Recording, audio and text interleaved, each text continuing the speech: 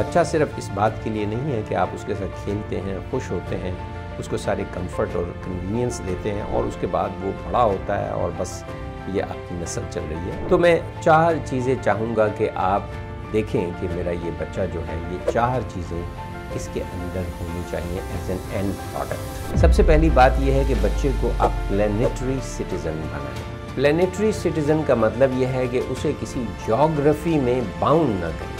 आज के जो इंक्रीजिंग कॉम्प्लेक्सिटी और एक्सेलरेटिंग चेंजेस के दौर में अगर आपका बच्चा सिर्फ फॉलोअर हुआ और क्रिटिकल थिंकर ना हुआ तो वो इस दौड़ में पीछे रह जाएगा। जो इमोशनली इंटेलिजेंट बच्चे होते हैं, इंडिविजुअल होते हैं, वो ज़्यादा सक्सेसफुल होते हैं।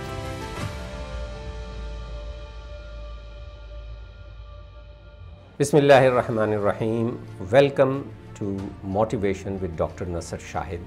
पेरेंटिंग के जितने भी हमारे वीलॉग्स थे उनमें हमने छोटी छोटी बातों पर थोड़ा सा एक डिस्कशन की, एक अंडरस्टैंडिंग डेवलप की कि एज ए पेरेंट हमारा असल में रोल क्या है।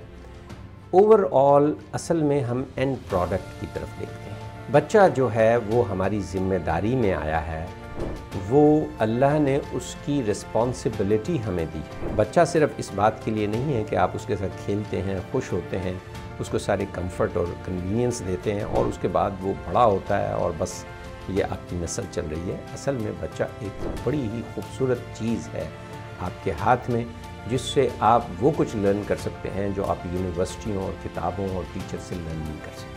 लेकिन जब तक आपके जहन में ना हो कि मैं एंड प्रोडक्ट क्या तैयार कर रहा हूँ, तो मैं 4 चीज़ें चाहूँगा कि आप देखें कि मेरा ये बच्चा जो है, ये 4 चीज़ें इसके अंदर होनी चाहिए एज एन एंड प्रोडक्ट। सबसे पहली बात यह है कि बच्चे को आप प्लैनेटरी सिटीज़न बनाएं। प्लैनेटरी सिटीज़न का मतलब यह है कि उसे किसी ज्योग्राफी में बाउंड ना करें। ये ठीक है कि पाकिस्तान हमारी ओरिजिन है या इजिप्ट हमारी ओरिजिन है, ये जो जोग्राफिकली बाउंडेड नेशनैलिटीज़ हैं और नेशन स्टेट्स हैं, इनके साथ हमारा आइडेंटिटी के लेवल तक ज़िक्र है।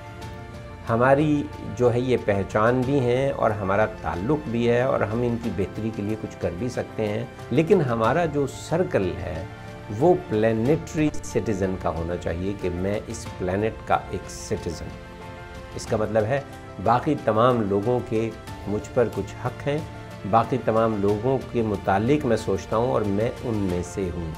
तो प्लैनेटरी सिटीज़न के तौर पर अगर हम बच्चे को डेवलप करेंगे तो ये बच्चा बहुत अच्छा लीडर बनेगा। दूसरी बात यह है कि आज के जो इंक्रीजिंग कॉम्प्लेक्सिटी और एक्सेलरेटिंग चेंजेस के दौर में अगर आपका बच्चा सिर्फ फॉलोअर हुआ और क्रिटिकल थिंकर ना हुआ तो वो इस दौड़ में पीछे रह जाएगा। तो क्रिटिकल थिंकर असल में प्रॉब्लम सॉल्वर होता है। अपनी जो थॉट है उसको वो आइसोलेट करके देख सकता है कि उसमें फैक्ट्स क्या है, उसमें असम्पशंस क्या हैं, वो उसको इवैल्यूएट कर सकता है और उसमें से बायसेस को अलग कर सकता है। तो ये क्रिटिकल थिंकर है।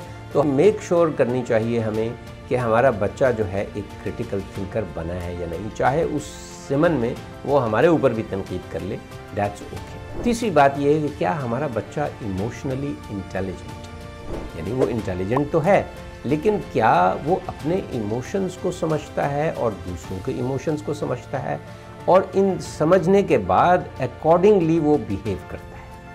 तो इमोशनली इंटेलिजेंट बच्चा, जिसको EQ कहते हैं, वो एक हमारा एंड प्रोडक्ट है। क्या हमारा बच्चा इमोशनली इंटेलिजेंट बन रहा है या इमोशनली जो है वो अनइंटेलिजेंट है, उसका EQ बहुत लो है। क्योंकि आज के दौर में जो इमोशनली इंटेलिजेंट बच्चे होते हैं, इंडिविजुअल होते हैं, वो ज़्यादा सक्सेसफुल होते हैं। हर दौर में सक्सेसफुल रहे थे, लेकिन आज के दौर में उनका सक्सेस जो है वो ज़्यादा उनके EQ पर चला गया है। चौथी चीज़ ये है कि हमें बच्चों को सिर्फ डिग्रीज़ की तरह और स्किल सीखने की जो टेंडेंसी है कि वो हर दौर में कुछ ना कुछ स्किल सीख रहे हों। लैंग्वेज की स्किल है, मैथ की स्किल है, कंप्यूटर स्किल्स हैं। इसके अलावा अगर फ़र्ज़ कीजिए कि वो वॉलीबॉल खेल रहे हैं या जो बास्केटबॉल खेल रहे हैं तो उनकी स्किल्स हैं।